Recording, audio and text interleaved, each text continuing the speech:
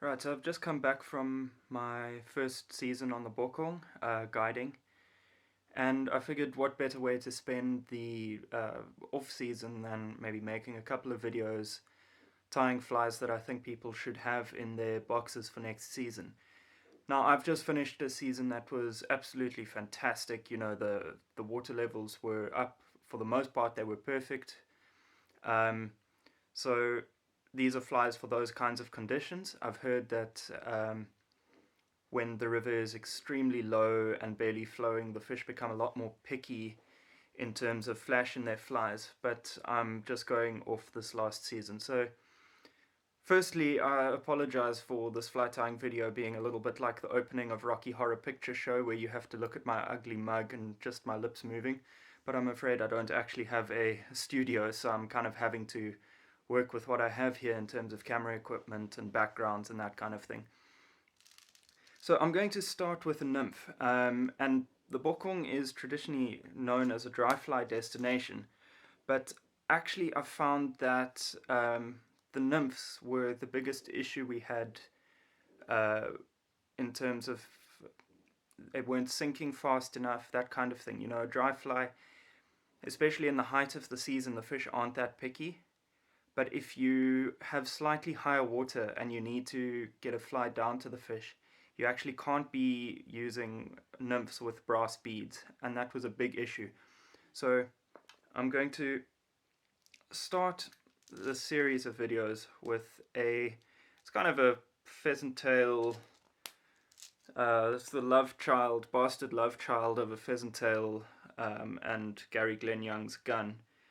Um, I'm not going to call it a gun variant because then Gary will, strip his moor or something.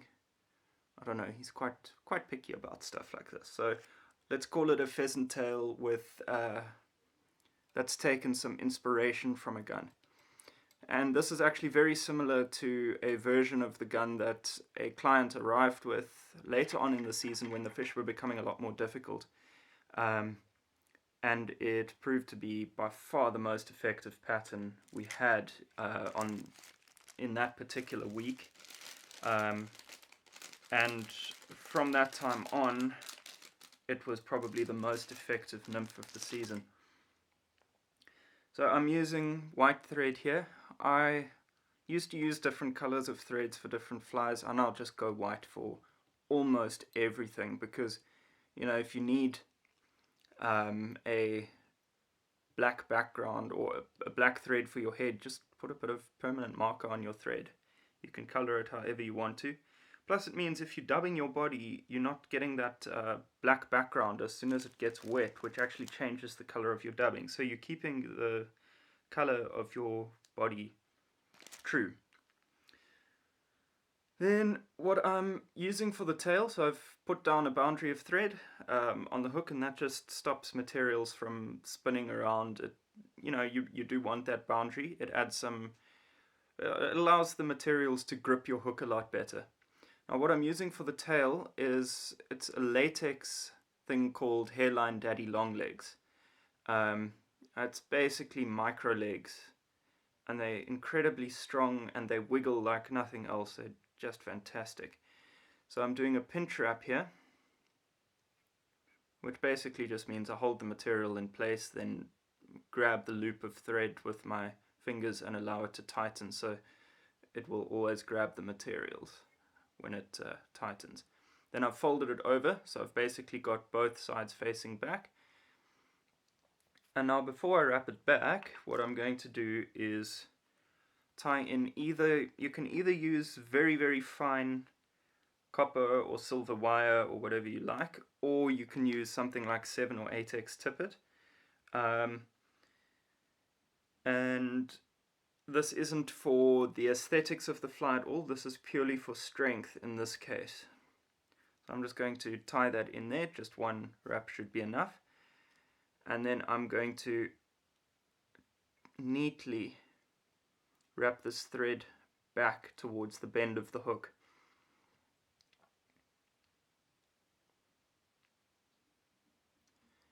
Now I'm going to be doing a pheasant tail body, but the reason I didn't tie in the pheasant tail with the wire and the tail here is simply because pheasant tail sometimes breaks when you start wrapping it, and if I have to unwrap all of that, it's annoying. So it's good practice to tie in everything behind the bead here, because firstly that builds a little bit of bulk behind the bead, which helps prevent it going, getting loose and pushing back while you're fishing your fly.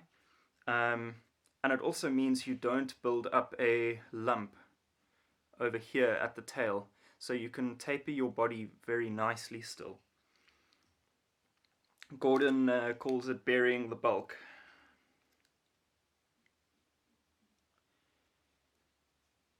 So now I'm going to tie in. I usually use 2 strands of pheasant tail here. I like a dark brown one, but a natural pheasant tail is fine as well. Oh, wait. Sorry. I forgot something. Edit that out. I need UV rib. So at the moment I just have UV/ice blue flash. If you can find ice blue or UV rib that's stronger than just flash, then you actually don't need to tie on this wire or the tippet. But yeah, flash is pretty weak, so that's what the wire is for in this case. Now I'm going to tie in my strands of pheasant tail. If you are stingy like I am, you can just tie in 2 as long as you have enough space to wrap and you're gentle. Otherwise, yeah, tie in 3. I wouldn't go much beyond 3 because it starts getting a little bit bulky. Then you can wrap forwards, once again, neatly. If your thread starts twisting, in fact, let me see if I can demonstrate this. Let me twist my thread up nicely.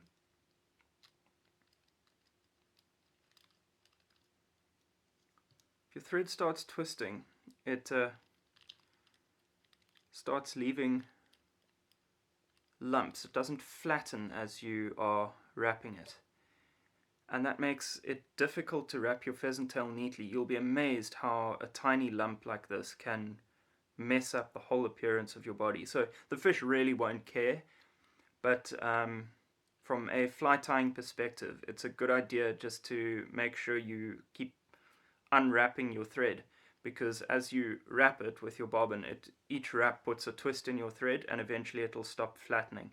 So you do want your thread to flatten. It'll firstly help you have a skinnier body, and it'll also help you have a neater body ultimately.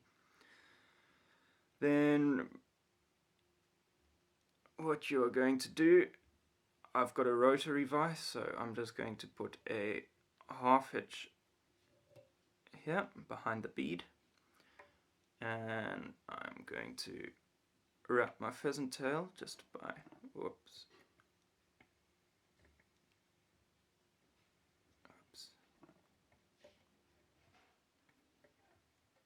rotating the vise. Starting it is easier said than done. And there it breaks. Never mind, we can edit it out. Look.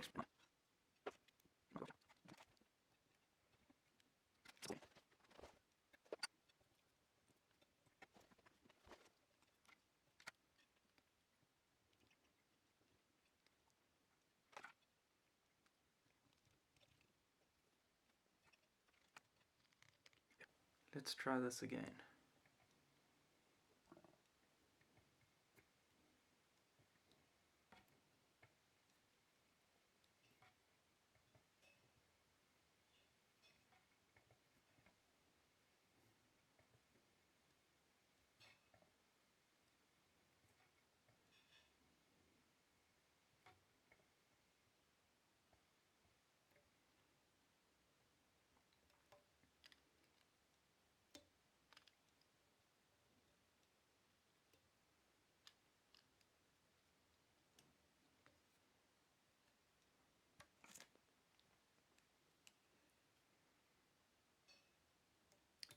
Right, so now you've got your pheasant tail body wrapped. Now, if you have a strong UV ribbing, what you're going to do is wrap it in the opposite direction to the pheasant tail. If you have a weak one, like I do, it's going to be wrapped in the same direction as the pheasant tail, and then the copper wire or tippet will be cross-wrapped. So I'm doing fairly close wraps here so that you've still got the color of the pheasant tail coming through, maybe some of the texture, but a fair amount of UV color as well. You'll notice I've left a fair bit of space behind the bead. Possibly a little bit more than I need, but it's more than you might use with most nymphs. Now we're just going to make sure tail fibers are not tangled up in the wire. Okay.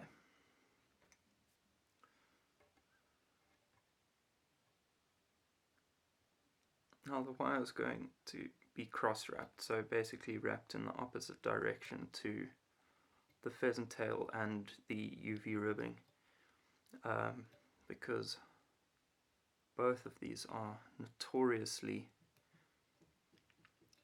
brittle and they break when you're catching fish, especially trout that have these tiny little teeth that it shreds pheasant tail. So you always either need to wrap your pheasant tail over super glue, or you need to cross wrap with something like wire or some tippet, some kind of fairly strong ribbing. Now you can do this at any time. What I'm going to do is I'm going to take these legs, these are tan daddy long legs, and I'm going to try and bar them. So I stretch them out and makes them tight, and it also means you can make quite long bars, which makes life easy. And then when they shoot back into place, firstly it makes that black patch slightly denser, so it's far more contrasty, and secondly it makes them much shorter. So this is a good trick.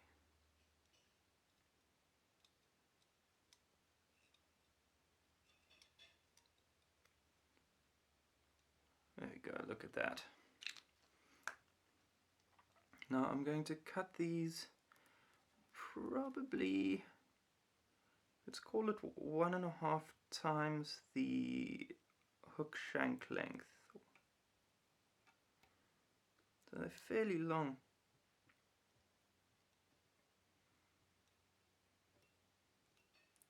There you go, so that's your tail. I know it looks disgusting in the picture, but I promise you it's quite cool. Then the next step is to get more daddy long legs, and this time I'm going to use black for the sides.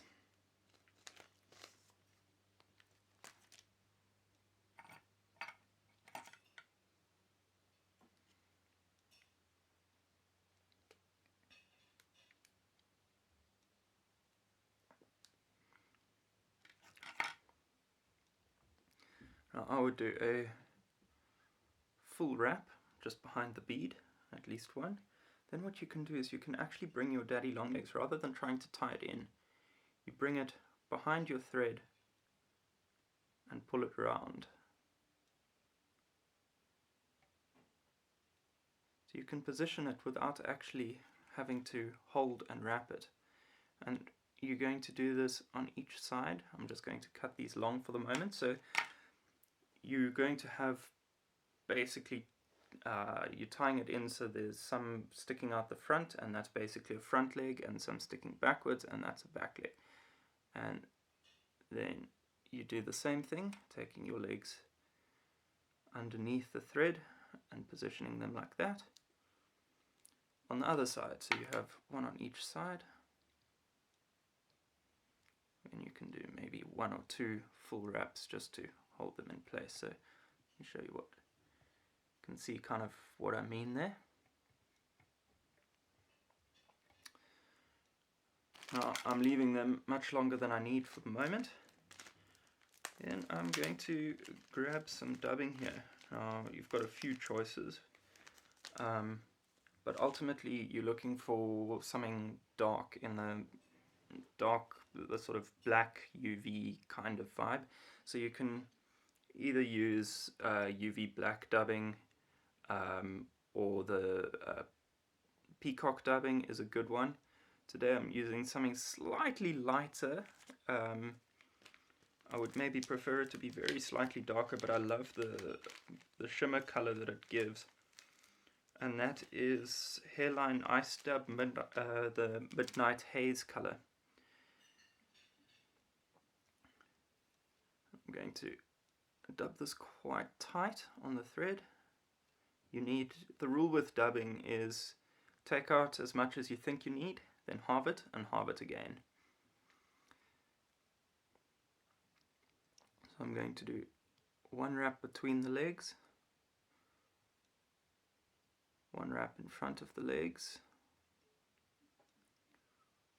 one wrap back between the legs again to get those front legs facing forwards, but I don't want them to be flush with the bead.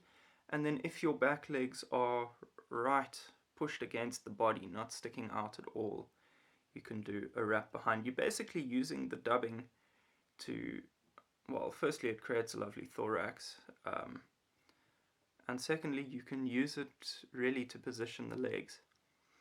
Right, so now the legs are nicely positioned, you can kind of see there.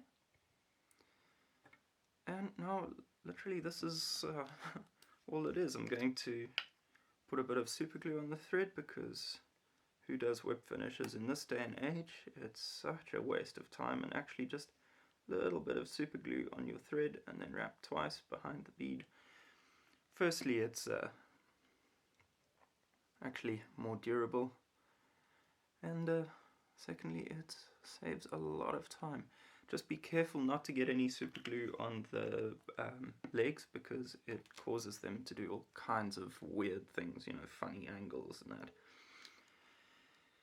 Now in terms of trimming the legs, what I'm going to do is I'll make the front legs probably about the length of the body. So the hook shank minus, you know, if you take the body without the bead, that length, and then the back legs can be the length of the body and the bead put together, if you know what I mean, the full length of the shank. But really this is all your personal preference. Play around with it, see what you like.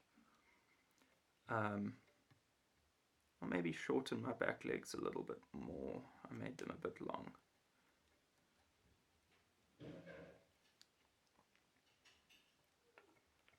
Okay, let me see. Ultimately that's what it looks like.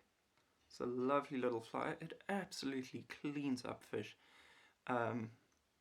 So this one is tied on a size 14 grip jig hook. Be careful when buying grip jig hooks, make sure you get the nice one with the bent in point there, not the straight point one. It's a very nice jig hook. Just in terms of the sizes, a size 14 is what you would usually expect out of a size 16, that kind of thing. So I usually tie these on, actually I usually use a size 16 grip jig hook, but a size 14 is perfectly good with a 3mm bead, or you can, I've also done them if you want to fish them under a dry rather than nymphing them, or under a smaller dry rather, you can float a 3mm tungsten bead with a large dry. Then I will go with like a size 16 or 18 grip jig hook with a 2.5mm copper bead. We found that copper has been particularly good this last season. So yeah, there you go. Let's call this the Bokong gun or something like that. I don't know. But anyway, works really, really well.